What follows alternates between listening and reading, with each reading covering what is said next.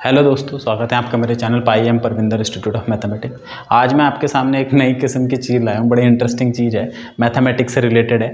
तो इसमें आज हम समझेंगे कि फैंटेसी लीग जो होती है, जैसे कि हम ऑनलाइन गेम खेलते हैं, आपने देखा होगा बहुत सारे ऐड आते हैं, ड्रीम 11, ये 11, वो 11, माई सर्कल 11, जूपी, फलाना ढिमकाना, और एक होता है सट्टा। क्या ये दोनों अलग अलग हैं? और कौन, अगर खेलना ही है, ये तो इनलीगल है देश में लेकिन फिर भी खेला जाता है, ये लीगल बनाया हुआ है। इसे कहते हैं कि फैंटेसी लीग जो है वो माइंड गेम है। तो अभी मैं बताता हूँ, एक्चुअल में माइंड गेम है, लेकिन किस लेवल पे माइंड गेम है बताते हैं। तो इसका हिसाब देख लेते हैं और इसका हिसाब देख लेते हैं। अगर खेलना ही है तो कौन सा ज़्यादा बेहतर है। और एक जुआ भी होता है, पत्ते है ना, वो भी होता है। तो देखते हैं। तो फैंटेसी लीग में क्या होता है, मैं एक मोटा मोटा आइडिया देता हूँ। जैसे हमारे पास दो टीम है, ए और बी। क्रिकेट की टीम मान लेते हैं। टीम ए में भी 11 खिलाड़ी होंगे, A1, A2, A3। Team B में भी 11 खिलाड़ी होंगे। तो 22 खिलाड़ी होते हैं हमारे पास टोटल। तो टोटल 22 खिलाड़ी में से हमें टीम बनानी होती है। और कौन सी टीम सबसे ऊपर रहेगी, जिसमें पहला खिलाड़ी, मतलब जिसने सबसे ज़्यादा पॉइंट स्कोर करे हैं, वो हमारा कैप्टन हो। फिर उसके बाद सेकंड नंबर का हमारा वाइस कैप्टन हो। और उसके बाद ऐसे, तो मतलब हमें रैंक वाइज खिलाड़ी अगर हमने पिक करें, मतलब जो हमारा कैप्टन बनना था उसकी रैंक मान ली 1 है, उसने सबसे ज़्यादा पॉइंट एडजस्ट करे तो उसकी रैंक 1 होगी, तो मुझे वो अपनी टीम में कैप्टन बनाना पड़ेगा। फिर दूसरा जिसकी रैंक 2 है, मुझे वो वाइट कैप्टन बनाना पड़ेगा। फिर तीसरा जिसने इन दोनों से थोड़े कम पॉइंट स्कोर करें, फिर वो मेरा तीसरा प्लेयर होना चाहिए। फिर चौथा इसी तरीके से। तो मतलब ये जो 11 खिलाड़ी हैं, ये इस ऑर्डर में होने चाहिए कि सबसे ज़्यादा पॉइंट इसके, फिर इसके, फिर इसके, फिर इसके, फिर इसके, मिनिमम पॉइंट इसके हों, बाकी छूट जाएंगे 11। तो अब देखो हमारे पास टोटल 22 खिलाड़ी हैं। उन 22 में से मुझे एक पिक करना है जो मेरा कैप्टन बनेगा सबसे ज़्यादा पॉइंट के। उसके कितने तरीके होते हैं? 22C1, इसकी वैल्यू 22 के बराबर होती है। जो बच्चे मैथमेटिक्स को जानते हैं, कॉम्बिनेशन को जानते हैं, उन्हें पता है 22C1, 22 में से किसी एक को पिक करने का तरीका 22। उसके बाद जब मैंने एक पिक कर लिया, 22 में से मैंने एक पिक कर लिया, मेरे पे बचे 21 खिलाड़ी। उन 21 में से मुझे एक और पिक करना है जिसकी रैंक मैक्सिमम होगी। तो इस तरीके से इसको पिक करने के तरीके 21, फिर 20, ऐसे पिक करते करते करते मैं 12वें खिलाड़ी, मतलब 11वें खिलाड़ी तक जाऊंगा। तो मेरे पे 12 खिलाड़ी बचेंगे, उनमें से मुझे एक लास्ट खिलाड़ी पिक करने का, इसको तरीके हो जाएंगे इसके इतने। तो कुल मिला के मेरे पे 11 खिलाड़ी इस ऑर्डर में पिक करने के कितने तरीके हो गए?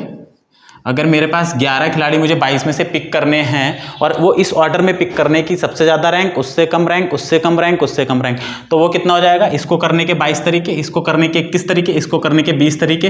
तो हमें पता है फंडामेंटल प्रिंसिपल ऑफ काउंटिंग क्या बताती है कि सबको एक साथ करने के तरीके this into this into this into this into सबको मल्टीप्लाई कर दो। मतलब अगर आपके पास कैलकुलेटर है तो आप देख सकते हो, मैंने वैल्यू लिखी है कि 22 इंटू 21 इंटू 20 इंटू 19, 12 तक अगर हम इसे लगातार मल्टीप्लाई करते जाएं तो हमारे पास जो संख्या आती है वो ये आती है 2815880578057600। अगर आप इसे देखें, मैं हिंदी में पढ़ूँ या इंग्लिश में, इकाई, दहाई, सैकड़ा, हजार, 10,000, लाख, 10 लाख, करोड़, 10 करोड़, अरब, 10 अरब, खरब, 10 खरब, और नील लगभग 281 नील या 300 नील के बराबर है। मोटा मोटा माने अगर हम ट्रिलियन में जाए तो 200 ट्रिलियन और 281 ट्रिलियन, लगभग 300 ट्रिलियन के बराबर है ये काउंटिंग। तो कुल मिला के एक व्यक्ति की जीतने की संभावना, जिसे पहला प्राइज मिलेगा, उसकी संभावना हो जाएगी बच्चों 1/100 ट्रिलियन। 1 2 3 4 5 6 7 8 9 10 11 12 13 14। तो मैं ऐसे मान सकता हूँ लगभग 10 की पावर 14 या 10 की पावर 13, मोटा मोटा मान रहे, सिंपल मान रहे कि इतने लोगों में से 10 की पावर 14 में से या इतने लोगों में से एक की संभावना है जिसको फर्स्ट रैंक मिलेगी। इसी तरह हम सेकंड, थर्ड, फोर्थ निकाल सकते हो। तो आप देख सकते हो इतनी तो पॉपुलेशन भी नहीं है, इतनी तो पॉपुलेशन भी नहीं है। तो कितना मतलब ये रिस्की गेम है, लेकिन फिर भी कुछ लोग जीतते हैं। उसका कारण है कि क्योंकि प्रमोशन करना है तो इसलिए सेलिब्रिटी ऐड कर देते हैं बिना अंधाधुन, उन्हें ABCD भी नहीं पता इसमें क्या होता है। दूसरा इसमें क्या नुकसान होता है खेलने का, लत आपको लग जाएगी। तीसरा जो इसमें ये नुकसान है, क्योंकि मैंने 1-2 बार ट्राई करा था देखने का, इसका प्रोसेस समझने का, कि जो कंप्यूटर है, जो प्रोग्राम है, वो उनके हाथ में है जो इस गेम को खिला रहे हैं। वो कभी भी अपनी टीम को चेंज कर सकते हैं। तो अल्टीमेटली अगर मेरे पास एक ऐसा सिस्टम है जिसमें मैं अपनी टीम को कभी भी बना सकूँ, तो मैं लास्ट मोमेंट पे, बिल्कुल एंड टाइम पे भी अपनी टीम बनाऊंगा। तो आप देखोगे आप कभी आपकी टीम एकदम से ऊपर थी, वो नीचे आ गई।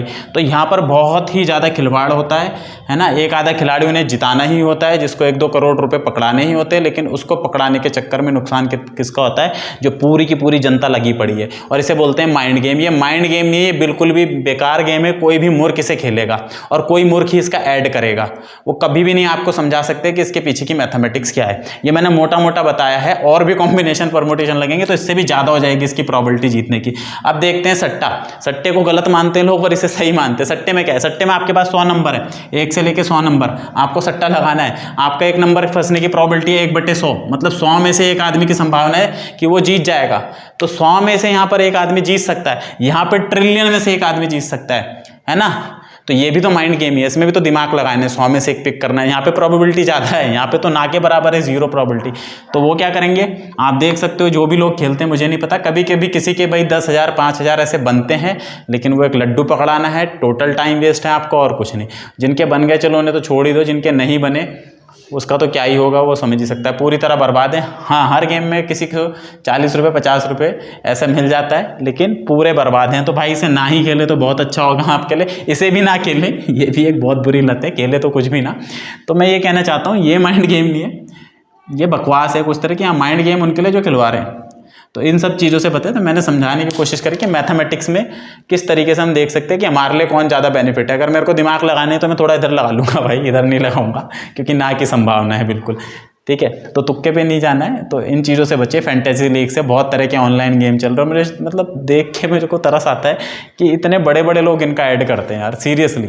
एक तरफ वो देश प्रेमी भी होते हैं, बोलते हैं हम देश के लिए खेल रहे हैं, और दूसरी तरफ पूरे देश को जुआ खिलाना सिखा दिया है और इसे माइंड गेम बता रहे हैं। कोई मूर्ख ही ऐसा कर सकता है। तो भाई हाथ जोड़े, आज का वीडियो में बस थोड़ा सा ये मैं सीख लेके आया था कि इन चीज़ों से बचे, फैंटेसी लीग वगैरह से। अपने किसी और अपने चीज़ में ध्यान दें जहाँ पर आप अपने करियर को आगे बढ़ाएं। Thank you so much.